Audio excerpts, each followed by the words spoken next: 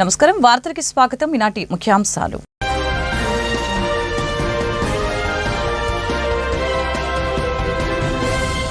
Red book పేరు చెప్పగానే YCP నాయకులు బెంబేలెత్తుతున్నారని మంత్రి నారా లోకేష్ ఎద్దేవా. మంగళగిరిలో పట్టాల పంపిణీ కార్యక్రమంలో పాల్గొన్న మంత్రి లోకేష్ ఇప్పటికే ఒకరికి గుండెపోటు వచ్చిందని, మరొకరు బాత్రూంలో పడి చేయి విరక్కొట్టుకున్నారని ఎద్దేవా.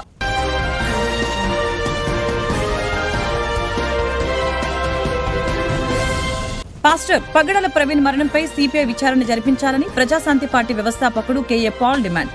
ఈ మేరకు న్యాయమూర్తి ఠాకూర్ ని కలిసి విజ్ఞప్తి చేశామని వెల్లడి. పాస్టర్ ప్రవీణ్ కి యాక్సిడెంట్ ఎలా జరిగింది, ఎవరు చేశారు అనే విషయాలు పూర్తిగా తెలియాలని వ్యాఖ్య.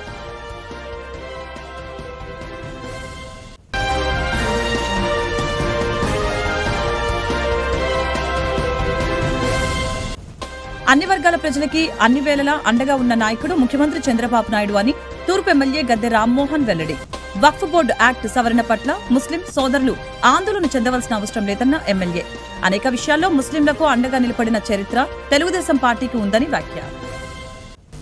రెడ్ బుక్ పేరు చెప్పగానే వైసీపీ నాయకులు బెంబేలెత్తుతున్నారని మంత్రి నారా లోకేష్ ఎద్దేవా చేశారు. ఇప్పటికే ఒకరికి గుండెపోటు వచ్చిందని, మరొకరు బాత్రూంలో పడి చేయి విరక్కొట్టుకున్నారని వ్యంగ్యం ప్రదర్శించారు. తాను రెడ్ బుక్ పేరెత్తితే వైసీపీ నేతలు గగ్గోలు పెడుతున్నారని, చట్టాలు ఉల్లంఘించిన వారికే రెడ్ బుక్ వర్తిస్తుందని లోకేష్ స్పష్టం చేశారు. మంగళగిరి నియోజకవర్గం ఉండవల్లిలో నిరుపేద కుటుంబానికి శాశ్వత పట్టా అందించిన అనంతరం ఆయన విలేకరులతో మాట్లాడారు.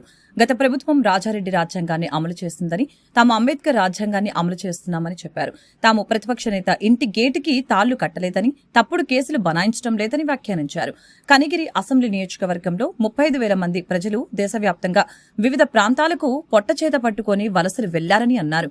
యువగలం పాదయాత్ర సమయంలో అక్కడ వలసల్ని నివారిస్తామని హామీ ఇచ్చానని, ఆ మాట మేరకు కనిగిరిలో తొలి రిలయన్స్ సిబిజీ ప్లాంట్ ఏర్పాటు చేశామని చెప్పారు. గతంలో జేసీబీ పాలన చూసాం. ఈ రోజు ఎన్డీఏ ప్రభుత్వంలో దశాబ్దాలుగా నివసిస్తున్న ఎక్కడైతే ప్రాంతంలో ప్రజలున్నారో వాళ్ళందరికీ ఇల్లు పట్టాలు ఉచితంగా ఇవ్వాలనేది ఒక లక్ష్యంగా పెట్టుకుని ప్రభుత్వం ముందరికెళ్లింది. దాంట్లో భాగంగా ఆంధ్ర రాష్ట్రంలోనే ఎన్డీఏ ప్రభుత్వం ఏర్పడిన తర్వాత మొదటి పట్టా మంగళగిరిలో ఉండవల్లి గ్రామంలో ఇస్తాం జరిగింది. ఇది 2024 ఎన్నికల్లో నేను ప్రజలకు ఇచ్చిన హామీ. ప్రధానంగా మంగళగిరిలోకి వచ్చే గల వేలాది మంది దశాబ్దాలుగా ఒక ప్రాంతంలో నివసిస్తాం జరుగుతుంది. వాళ్ళందరూ కోరింది ఒకటే, మళ్ళీ మీరు వేరే ప్రాంతాల్లో మమ్మల్ని తరలిస్తే మళ్ళీ మేము అక్కడ ఇల్లు కట్టుకోవాలా, అంతేకాకుండా అక్కడికి వెళ్లాలన్నా రావాలన్నా ఇబ్బంది పడుతున్నాం, మేము ఎక్కడ నివసిస్తున్నాం అదే రెగ్యులరైజ్ చేయండి మాకు అని పదే వాళ్ళని కోరటం జరిగింది. నేను ఆనాడే చెప్పా, గౌరవంగా బట్టలు పెట్టి పట్టాలు ఇస్తానని హామీ ఇస్తాం జరిగింది. కూటమి ప్రభుత్వం ఏర్పడిన మొదటి 10 నెలల్లో మంగళగిరి నియోజకవర్గంలో సుమారుగా 3,000 పట్టాలు మొదటి విడతలో అందజేస్తాం జరుగుతుంది. మీరందరూ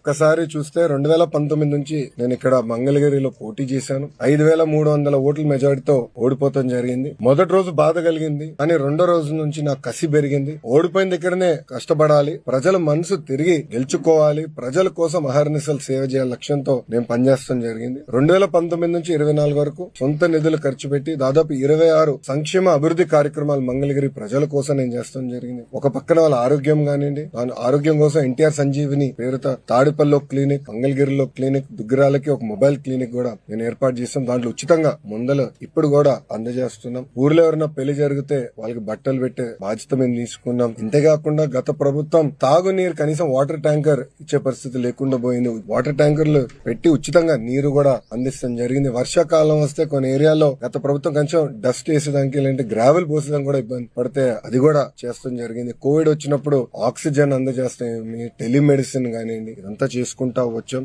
ఇట్లా 26 సంక్షేమ అభివృద్ధి కార్యక్రమాలు చేస్తాం జరిగింది. అన్నట్టు స్పోర్ట్స్ పెద్ద ఎత్తున మంగళగిరి ప్రీమియర్ లీగ్ తో చేస్తాం జరిగింది. 3 రౌండ్లు చేశాం. ప్రతి గ్రామానికి ఒక కిట్ ఇచ్చి పిల్లల్లో పోటీ తత్వం పెంచి ఎక్కువ ఒక ప్రీమియర్ లీగ్ ఏర్పాటు చేయాలని చేశాం. అంతేకాకుండా ఒక ప్లే గ్రౌండ్ ఏర్పాటు చేసి ప్రాక్టీస్ గానీ ట్రైనింగ్ కూడా ఆనాడు ఏర్పాటు చేస్తాం జరిగింది. ఇట్లా 26 కార్యక్రమాలు గతంలో చేశాం. 2024 ఎన్నికల్లో మంగళగిరి ప్రజలందరూ నేను కోరింది ఒకటే, ఏ మెజారిటీ అయితే నేను ఓడిపోయానో దాని పక్కన ఒక 0 పెట్టి అదే మెజారిటీతో నేను గెలిపించాలని నేను కోరాను. వాళ్ళందరూ ఒకటే చెప్పా, నాకు మీరు ఎంత ఎక్కువ మెజారిటీ ఇస్తే నాకు అంత బలం వస్తుంది, మీకోసం నేను పని చేయగలుగుతాను. అవసరమైతే అటు ముఖ్యమంత్రి గారితో ఇటు పవన్ అంతా కూడా నేను పోరాడి నిధులు తీసుకొచ్చి అభివృద్ధి చేస్తానని హామీ ఇస్తాం జరిగింది. ఎవరు ఊహించిన విధంగా ఆంధ్ర రాష్ట్ర చరిత్ర తిరిగి రాసింది మంగళగిరి నియోజకవర్గం.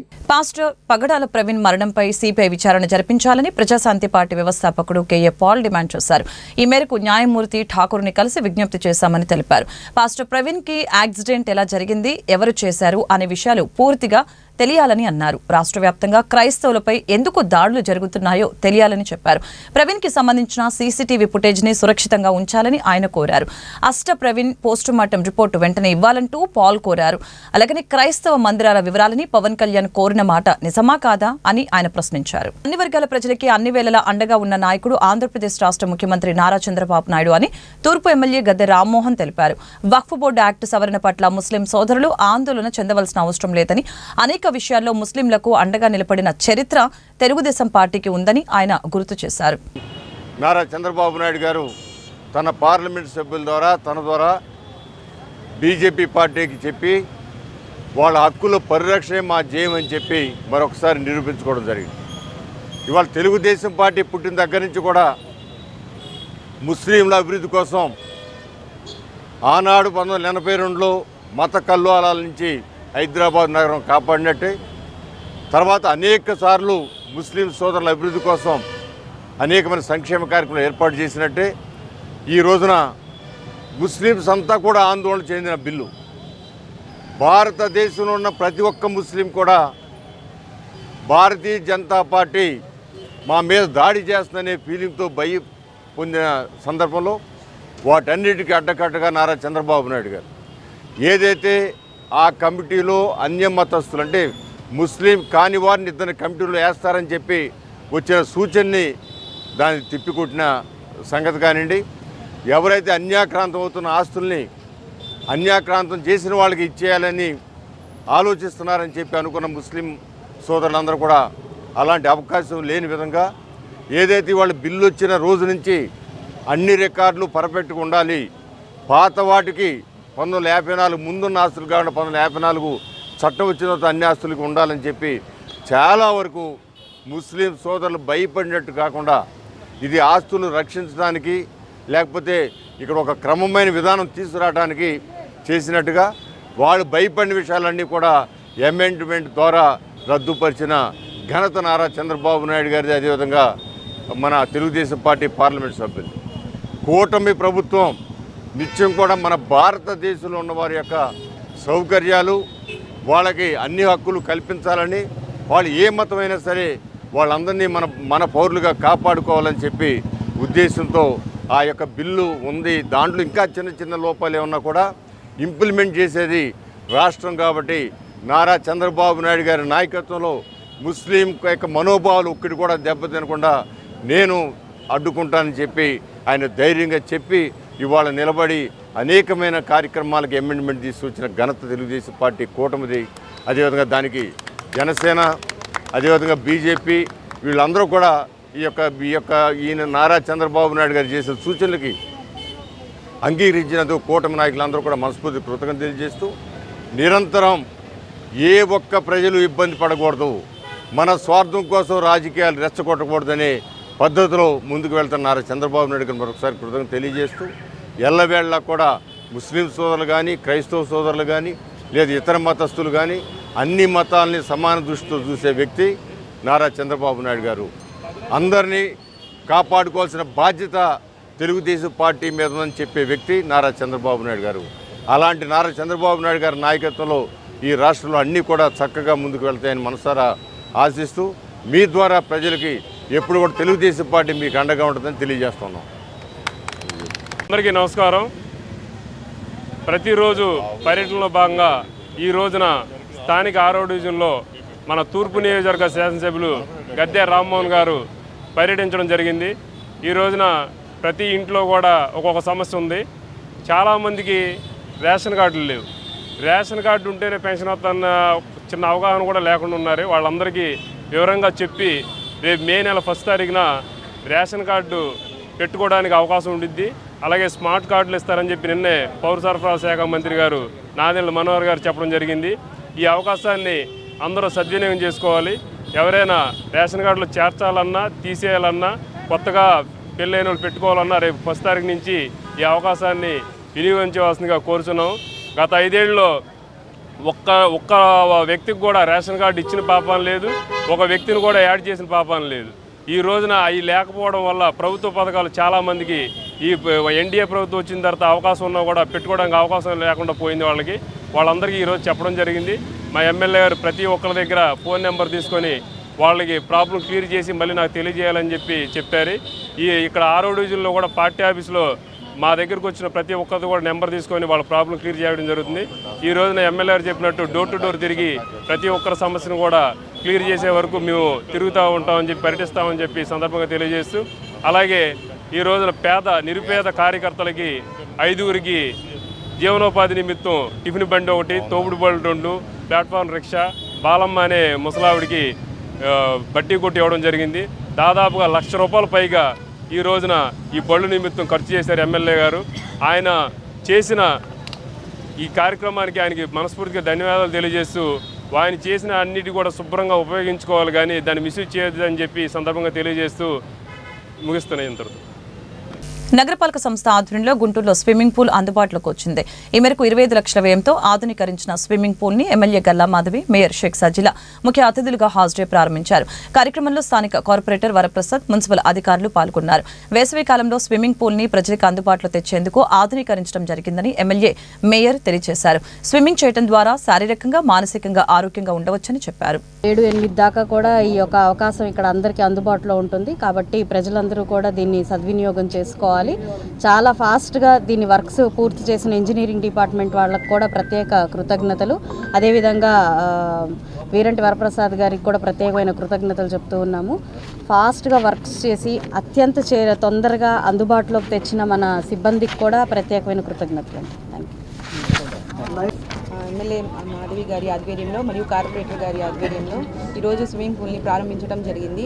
ఎలాగైతే గుంటూరు నగరపాలక సంస్థ వారు అభివృద్ధి వైపు పరుగులు తీస్తున్నారో దీంట్లో భాగంగానే స్విమ్మింగ్ పూల్ కూడా ఏర్పాటు చేయటం, పార్కులు కానీ ఏర్పాటు చేయటం ప్రతి ఒక్కటి కూడా నగరపాలక సంస్థ నుంచి కమిషనర్ గారు, మేమందరం కలిసి ఎమ్మెల్యే గారు కృషి చేస్తున్నాము. ఈ యొక్క స్విమ్మింగ్ పూల్ కూడా ఎంతో చాలా అవసరం. ఆరోగ్యమే మహాభాగ్యం, prevention is better than cure అంటూ మేడం గారు చెప్పినట్టు సమ్మర్ హాలిడేస్ వస్తున్నాయి కాబట్టి పిల్లలు ఎక్కువ సార్లు ఫోన్లు చూసుకోవడం జరుగుతుంది. ఈ యొక్క స్విమ్మింగ్ పూల్ ఏర్పాటు చేయడం ద్వారా వాళ్ళ ఆరోగ్యం కూడా బాగుంటుంది, వాళ్ళు కూడా హెల్తీగా ఉంటారు. మనం కూడా జీవితంలో ఎక్సర్సైజ్, స్విమ్మింగ్ అనేది అలవాటు చేసుకోవాలి. పిల్లలు కూడా చక్కగా ఎదుగుతారు, ఒక ఫ్రీ మైండ్తో ఉంటారు. వాళ్ళ కూడా ఇమ్యూనిటీ పెరుగుతుంది, ఫిట్నెస్ పెరుగుతుంది. పేరెంట్స్ కూడా అందరం కలిసి కూడా మన పిల్లల భవిష్యత్తు కోసం కూడా ఆలోచించి ఇటు స్విమ్మింగ్ పూల్ కూడా ఒక మంచి వ్యాయామం అలాంటిది, ఎక్సర్సైజ్ లాంటిది. కాబట్టి గుంటూరు నగర ప్రజల కోసం ఈ యొక్క స్విమ్మింగ్ పూల్ని ఏర్పాటు చేయడం జరిగింది. ప్రతి ఒక్కరు ఇక్కడ విచ్చేసి పిల్లలతో సమ్మర్ హాలిడేస్లో పార్టిసిపేట్ చేయాలని నేను మనస్ఫూర్తిగా కోరుకుంటున్నాను.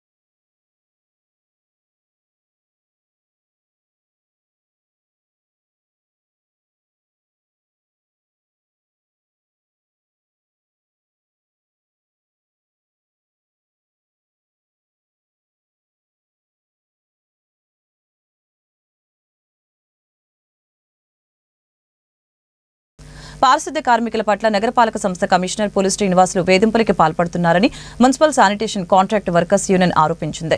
ఈ మేరకు కార్మికుల సమస్యల పరిష్కారం కోరుతూ గురువారం నగరపాలక సంస్థ కార్యాలయాన్ని ముట్టడించారు. గతంలో ఎన్నడూ లేని విధంగా పారిశుద్ధ్య కార్మికులని రేషనలైజేషన్ పేరుతో వేధిస్తున్నారని యూనియన్ నాయకులు సోము శంకర్రావు, ఉదయ్ కుమార్ ఆరోపించడం జరిగింది. గత 20 ఏళ్ల నుంచి పనిచేస్తున్న సూపర్వైజర్లను అకారణంగా తొలగించారని ఈ సందర్భంగా మండిపడ్డారు. అలాంటి ఈ పారిశుద్ధ్య కార్మికుల్ని 30 రూపాయల కూలీ నుంచి చేస్తున్నటువంటి ఈ పారిశుద్ధ్య కార్మికుల్ని 60 సంవత్సరాలు నిండి ఇంటికి పారదోలుతున్నారే, ఎవరిచ్చారు మీకు ఈ అధికారం? కూర్చోండి కూర్చోండి కూర్చోండి, అందరూ కూర్చోండి. మీలాగా మా పిల్లలు కూడా మమ్మల్ని చూడొద్దా? 60 ఏళ్ళు నిన్నే ఇంటికి పంపించేస్తే వాళ్ళు ఏం తినాలి? గడ్డి తినాలా? బిడ్డ చూస్తారా? శ్మశానానికి తీసుకెళ్తారు. అదా మీరు చేసే నిర్వాహకం? దయచేసి దాన్ని విరమించుకొని ఏదైతే వారికి సంక్రమణ ఉన్నదో వారి బిడ్డలకి ఉద్యోగాలు ఇవ్వండి మహాప్రభు అనేది నా మొదటి పాయింట్. ఇకపోతే రేషనలైజేషన్ ఏంటిది? ఇది ఏమి రేషనలైజేషన్? 90 ఏళ్ళలో జరిగినటువంటి కార్మికుల యొక్క గణాంకం ఇవాళ వరకు ఒక్క కార్మికుడిని కూడా నువ్వు పెట్టలేకపోయినావు. 8 విలీన గ్రామాలు పెరిగినాయి. ఆ విలీన గ్రామాల్లో కార్మికులను పెట్టాల్సిన పరిస్థితి నీకు లేదా? ఎందుకు పెట్టావు? వీళ్ళనే 30 సంవత్సరాల నుంచి సర్వీస్ చేస్తున్నటువంటి వాళ్ళని ముసలి ముతకని తీసుకెళ్ళి ఎక్కడో పారద్రోలితే వీళ్ళు ఎలా వెళ్తారు? మధ్యలో ఇంకొక విషయం కూడా ఉంది దీంట్లో. నువ్వు ఎక్కడేసినా మేము వెళ్ళాల్సిందే. అయినా ఈ మధ్య గ్యాప్లో వాళ్ళ దూరం పెరిగిపోతుంది, శానిటేషన్ మురిగిపోతుంది, దోమలు స్వైర విహారం చేస్తుంది, కలరా డెంగ్యూ వ్యాధి వ్యాపించబోతున్నాయి. నువ్వు చేసినట్టు ఈ చర్యల వల్ల, కమిషనర్ చేసినటువంటి చర్యల వల్ల గుంటూరు టౌన్లో కలరా డెంగ్యూ మలేరియా వ్యాపించి జనాలు రోగాల బారిన పడటం తథ్యం అని చెప్పేసి ఈ సభాముఖంగా మీకు మీ పత్రికల ద్వారా తెలియజేస్తా ఉన్నాం. అంతేకాదు వారాంతపు సెలవు, మీరందరూ సెలవులు తీసుకుంటారు, కానీ కార్మికుడు సెలవులు తీసుకోవడానికి వీలు లేదా? వెట్టి చాకరీ చెయ్యాలా మేము జీవితాంతం? ఇదేనా మా బ్రతుకు? జీవో తీసురమ్మన్నావు, జీవో తీసుకొచ్చి సబ్మిట్ చేశాం. అయినా ఇప్పటి వరకు దాని మీద ఎటువంటి చర్య తీసుకోలేదు. చర్యలు తీసుకునే వెంటనే వారికి వారంలో ఒకరోజు, ఆదివారం పూట కానీ గురువారం పూట కానీ ఒకరోజు సెలవు ఇవ్వాల్సిందిగా మనవి చేస్తా ఉన్నాం. ఇకపోతే రాష్ట్రం అంతా కూడా సమ్మెకాలపు వేతనం ఇచ్చేసింది. ఎందుకు ఇవ్వవు నువ్వు? ఎందుకు ఇవ్వవు? నీ ఒంట్లో నుంచి ఇచ్చేడు సొమ్ము కాదు, రాష్ట్రం అంతా ఇచ్చేసింది. కావాలంటే మీరు స్టేట్ అంతా కనుక్కోండి, మీ పత్రికలు కూడా కనుక్కోండి, ఇచ్చారా లేదా. మరి గుంటూరులో ఎందుకని ఇవ్వవు? సమ్మెకాలపు వేతనం తక్షణమే చెల్లించాలని చెప్పేసి మీ ద్వారా మనవి చేస్తూ సెలవు తీసుకుంటాం. చైన్ స్నాచింగ్ కి పాల్పడుతున్న ఆటో డ్రైవర్ టైలర్ ని నల్లపాడు పోలీసులు బుధవారం అరెస్టు చేశారు. జిల్లా పోలీస్ కార్యాలయంలో ఎస్పీ సతీష్ కుమార్ నిందితుల్ని మీడియా ముందు ప్రవేశపెట్టారు. కేసు వివరాలను వెల్లడించారు. 2022 నుంచి ఇప్పటి వరకు నిందితులు శ్రీను, సుబ్రహ్మణ్యం 13 చైన్ స్నాచింగ్ కి పాల్పడ్డట్లు తెలిపారు. 32 లక్షల విలువైన 390 గ్రాముల బంగారు చైన్ స్నాచింగ్ కి పాల్పడ్డారని తెలిపారు. మనకి నల్లపాడులో ఒక 2 months ముందు 306/25 అని చెప్పేసి ఒక కేసు రిజిస్టర్ అయింది. స్నాచింగ్ జరిగింది. ఆ కేసు బేస్ చేసుకొని మనం శివసుబ్రహ్మణ్యం అతి ఒక ఆటో డ్రైవర్, అదేవిధంగా వల్లేరు శ్రీను అతి ఒక టైలర్, ఇద్దరిని మనం సీసీటీవీ కెమెరా హెల్ప్తో పాటు అరెస్ట్ చేయడం జరిగింది. దీనిలో ఆ పర్టికులర్ కేసులో మన ఎక్కడ జరుగుతుందంటే విజ్ఞాన్ కాలేజ్ ఆపోజిట్లో అఫెన్స్ జరుగుతాయి. తర్వాత మనం చుట్టుకొండ వరకు సీసీటీవీ కెమెరా ట్రేస్ చేసుకుని వెళ్ళి ఫస్ట్ మనం వల్లేరు శ్రీని మనం అరెస్ట్ చేస్తాము. మనం లాలాపేటలో దాన్ని బేస్ చేసుకుని వసంతరాయపురం అర్జున్ బుక్స్లో ఏమని కూడా అరెస్ట్ చేస్తాము. వీళ్ళ దగ్గర టోటలీ వీళ్ళు 2022 లాస్ట్ అక్టోబర్ నవంబర్ నుంచి అఫెన్సెస్ చేస్తున్నారు. ఫస్ట్ చిరాల స్టార్ట్ చేశారు. చిరాల 1 town 2 town అఫెన్స్ చేశారు బాపట్ల డిస్ట్రిక్ట్ లో. తర్వాత టోటలీ 11 అఫెన్స్ గుంటూరులో చేశారు. Guntur town, Tenali town totally అన్ని కలిపి 13 కేసెస్ రిజిస్టర్ చేయడం జరిగింది. Total world last 420 grams of gold వీళ్ళు స్నాచింగ్ చేయడం జరిగింది. దాంట్లో మనం ఇప్పుడు 390 grams రికవరీ చేయడం జరిగింది. సో ఇది 32 lakhs. వీళ్ళు బోత్ శివసుబ్రహ్మణ్యం అండ్ వల్లేరు శ్రీను ఇద్దరికి కూడా ప్రీవియస్ కేసెస్ ఏమీ లేవు. వీళ్ళకి ఏంటంటే వీళ్ళిద్దరు కూడా 2017లో ఒక సినిమాలో కలుస్తారు. అప్పటి నుంచి కూడా ఈ వల్లేరు శ్రీను అంటే ఆటో డ్రైవర్ ఎవరు ఉన్నారో శివసుబ్రహ్మణ్యం ఉన్నారో వాళ్ళ డ్రెస్ అన్ని స్టిచ్ చేయడానికి వల్లేరు శ్రీను దగ్గర ఇస్తుంటారు. ఇలాగా ఫ్రెండ్షిప్ పెరిగింది. అప్పుడు ఇద్దరికి కూడా అప్పుడు ఉండడం నేను ఎలా తీర్చుకోవాలని చెప్పి ఆలోచిస్తున్నట్టు అప్పుడు ఈ క్రైమ్ అనేది స్టార్ట్ అవుతుంది. ఎందుకు చెప్తున్నానంటే ఒక అనాలిసిస్ అంతే, జనరల్లీ ఫ్యాక్ట్స్ మాత్రం చెప్పకుండా ఎలాగ ఒక క్రైమ్ అనేది ఎలా స్టార్ట్ అవుతుందంటే ఇలాగ స్టార్ట్ అయింది. దీంట్లో జనరల్లీ వీళ్ళు మోడల్స్ ఆపరేట్ ఎలాగా చేస్తారంటే ఈవినింగ్ టైం అరౌండ్ 4 o'clock వస్తారు. దీంట్లో అఫెన్స్ చేసిన అన్ని కూడా టైలర్ కూడా Valleru street bike Jupiter bike ఒకటి ఉంటాయి, దాంట్లోనే అఫెన్స్ చేశారు. తర్వాత ఆటో డ్రైవర్ మన ఆటో దాంట్లో అంటే వచ్చి మళ్ళీ ఆటోలో వెళ్ళిపోవడం చాలా డైవర్షన్ టాక్టిక్స్ వాడుతుంటారు. దానివల్ల కొంత పాస్ట్ 2.5 years కూడా వీళ్ళని ట్రేస్ చేయలేకపోయాము. సో ఇప్పుడు ఈ నల్లగొండ అఫెన్స్ జరిగినప్పటి నుంచి ఆ అఫెన్స్ ని బేస్గా పెట్టుకుని Nalgonda CI and team SDPO south CI Nalgonda and team దీన్ని కంటిన్యూస్ గా ఒక టీమ్ ని పెట్టేయడం వల్ల ఇది క్రాక్ చేయగలిగాం. ఇది కూడా మళ్ళీ గ్యాప్ పడిందంటే మళ్ళీ కష్టమైపోయింది. సో అదే all success for the past 2.5 years. So this is the case 380 grams వరకు మనం రికవర్ చేయగలిగాం. ఇది ప్రీవియస్ అఫెన్సెస్ ఏం లేదు. So this is the overall point. అంటే రీసెంట్ టైమ్స్ లో మనం additional speed crimes and team and even ప్రతి ఒక్క ప్రాపర్టీ అఫెన్స్ కూడా సీరియస్ గా తీసుకుంటున్నాం. తెనాలిలో 160 grams, ఈవెన్ తాడేపల్లిలో కూడా 120 grams, అదొక 10 lakhs, అదొక 16 lakhs. లాస్ట్ 2 months లో ఈ థర్డ్ స్నాచింగ్ గ్యాంగ్ ని మనం పట్టుకోవడం జరిగింది. ఓవరాల్ మనకి దీంట్లో 390, దాంట్లో 160, 550 అండ్ 110, ఆల్మోస్ట్ 660 grams. అంటే స్నాచింగ్ లో మనకు అంత రికవర్ చేయడం అనేది జనరల్లీ తక్కువ ఉంటాయి. సో అది కాకుండా స్నాచింగ్ రీసెంట్ టైమ్స్ లో స్నాచింగ్ కూడా చాలా బాగానే కంట్రోల్ చేస్తాం అని ఫ్యాక్ట్స్ నేను ఇంకొక రోజు చెప్తాను. So almost around 32 lakhs, 50-60 lakhs worth of only snatching offences మాత్రం లాస్ట్ 2 months లో చేయగలిగాము. ఇప్పుడు స్నాచింగ్ అనేది ఈ సీసీటీవీ కెమెరాస్ కూడా దాదాపు 4,100 కెమెరాస్ వితిన్ 2.5 months లో మనం పోలీస్ తరఫు నుంచి పెట్టించాము. ఇంకా కూడా మన టార్గెట్ ఒక 900 ఉంది, అది కూడా ఈ మంత్ లో కంప్లీట్ చేస్తూ ఇంకా కూడా కొన్ని సీసీటీవీ కెమెరాస్ పబ్లిక్ అందరూ ముందుకు వచ్చాయి. ఇప్పుడు ఇది సీసీటీవీ కెమెరా లేకపోతే ఈ ఫండ్స్ కనిపెట్టడం అనేది కేబిఎన్ కళాశాల యూజీసీ విమెన్ స్టడీస్ సెంటర్ ఆధ్వర్యంలో ఈ నెల 16 నుంచి మహిళలకి విద్యార్థులకి ఉచిత శిక్షణా తరగతులు నిర్వహిస్తున్నట్లు Hindu high school administrative officer doctor V Narayana, కళాశాల ప్రిన్సిపల్ డాక్టర్ జి కృష్ణవేణి తెలిపారు. మహిళలకి కంప్యూటర్ అప్లికేషన్స్, డిటిపి, బ్యూటీషియన్, మగ్గం work, Zumba dance, French language అంశాల్లో శిక్షణ ఇస్తున్నట్లు తెలిపారు. విద్యార్థులకి maths, Zumba dance, French language, spoken English, spoken Hindi, computer basics లో శిక్షణ ఇస్తున్నట్లు వివరించారు. ఆఫీసర్గా పనిచేస్తున్నాను.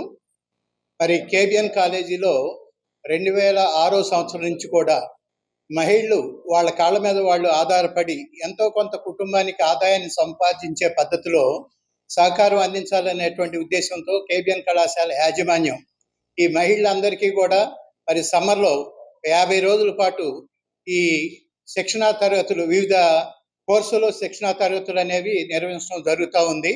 2006 నుంచి ఇప్పటి వరకు దాదాపుగా 50,000 మంది పైగా మహిళలకి ఈ చేతి వృత్తిలో శిక్షణ తరగతులు నిర్వహించడం జరిగింది. అందులో భాగంగానే మరి ఇప్పుడు ఈ ఏప్రిల్ నెల 16వ తారీఖు నుంచి మే ఆఖరి వరకు 31వ తారీఖు వరకు కూడా సుమారుగా 45-46 రోజులు వచ్చేట్టుగా మరలా మరి మహిళలకి 11 కోర్సులు, అలాగే పిల్లలకైనట్లయితే 9 కోర్సుల్లో మరి శిక్షణా తరగతులు అనేవి నిర్వహించడానికి సంకల్పించాం. మరి మహిళలు అనేవాళ్ళు ముఖ్యంగా వాళ్ళు ఈ శిక్షణా తరగతుల్లో నేర్చుకున్నట్లయితే ముఖ్యంగా ఈ మగ్గం వర్క్, బ్యూటీషియన్ కోర్స్ అనేది, అలాగే ఈ టైలరింగ్ అనేది, ఇవన్నీ కూడా ఏంటంటే వాళ్ళంతటా వాళ్ళు కొంత ఆదాయం అనేది సంపాదించి కుటుంబానికి అండగా నిలబడటానికి అవకాశం ఉంటుంది. ఈ మగ్గం వర్క్ అనేది మనందరికీ తెలిసిన విషయమే. ఒక బ్లౌజ్ మేకింగ్ కి పెళ్లిళ్ళ సందర్భంలో 5,000 నుంచి 6,000 రూపాయల వరకు కూడా తీసుకునే పరిస్థితి ఉంది. మరి అలాంటిది, అలాగే ఈ ఫ్యాషన్ స్టైలింగ్ అనేది, ఈ బ్యూటీషియన్ కోర్సు కూడా చాలా వేలాది రూపాయలు కూడా ఇక్కడ మరి ఛార్జ్ చేస్తున్నటువంటి రోజుల్లో స్వయంగా మరి ఈ బ్యూటీషియన్ కోర్స్ అనేది నేర్చుకున్నట్లయితే వాళ్ళు సొంతగా వారి మేకప్ చేసుకోవటానికి ఏదైనా ఫంక్షన్లు అలాంటివి ఉన్నప్పుడు వీలవుతుందనే ఉద్దేశంతో ఈ కోర్సులు కూడా ప్రవేశపెట్టాం. మరి కేబిఎన్ కళాశాలలో 365 రోజులు కూడా ఒక 15 కుట్టు మిషన్లు పెట్టి, ఒక ఇన్స్ట్రక్టర్ని పెట్టి, మరి మహిళలకి 60 మంది బ్యాచ్ని పెట్టి 365 రోజులు నేర్పేటువంటి పద్ధతి ఉంది.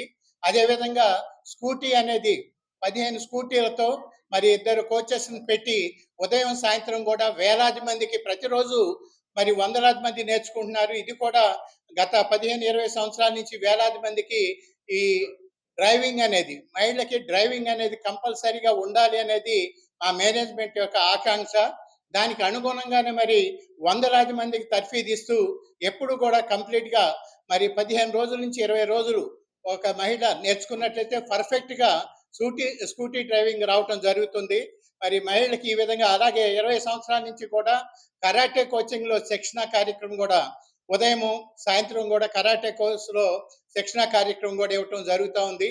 ఈ విధంగా మహిళల్ని అన్ని విషయాల్లో కూడా అభివృద్ధి పదంలో పయనింపజేయటానికి కేబిఎన్ కళాశాల అటానమస్ అనేది మరి తన వంతు బాధ్యతగా మేనేజ్మెంటు అలాగే అడ్మినిస్ట్రేషన్ కానీ ఇక్కడ పనిచేసే దాదాపుగా 300 మంది పైగా ఉన్న టీచింగ్ నాన్ టీచింగ్ సమ్మర్లో మరి దాదాపుగా 19 సంవత్సరాల నుంచి మా లేడీ స్టాఫ్కి అందరికీ కూడా ధన్యవాదాలు చెప్పాలి.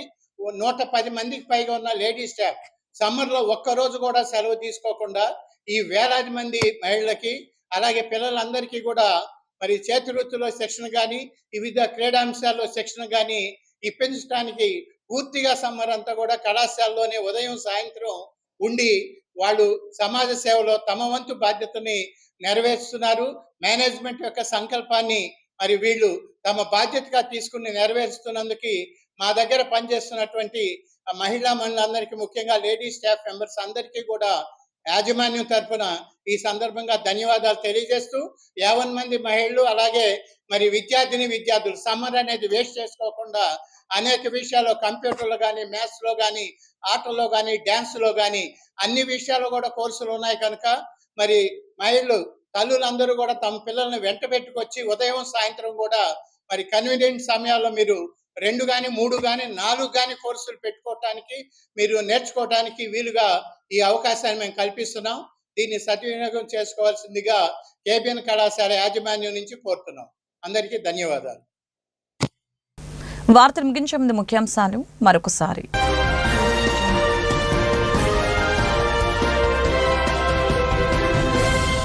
రెడ్ బుక్ పేరు చెప్పగానే వైసీపీ నాయకులు బెంబేలెత్తుతున్నారని మంత్రి నారా లోకేష్ ఎద్దేవా.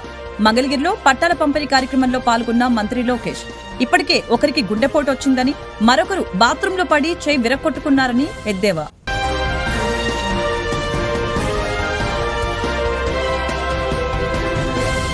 పాస్టర్ పగడల ప్రవీణ్ మరణంపై సిపిఐ విచారణ జరిపించాలని ప్రజాశాంతి పార్టీ వ్యవస్థాపకుడు కేఏ పాల్ డిమాండ్. ఈ మేరకు న్యాయమూర్తి ఠాకూర్ ని కలిసి విజ్ఞప్తి చేశామని వెల్లడి.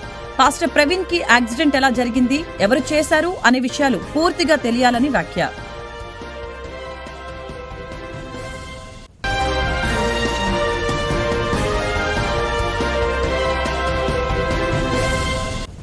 అన్ని వర్గాల ప్రజలకి అన్ని వేళలా అండగా ఉన్న నాయకుడు ముఖ్యమంత్రి చంద్రబాబు నాయుడు అని తూర్పు ఎమ్మెల్యే గద్దె రామ్మోహన్ వెల్లడి.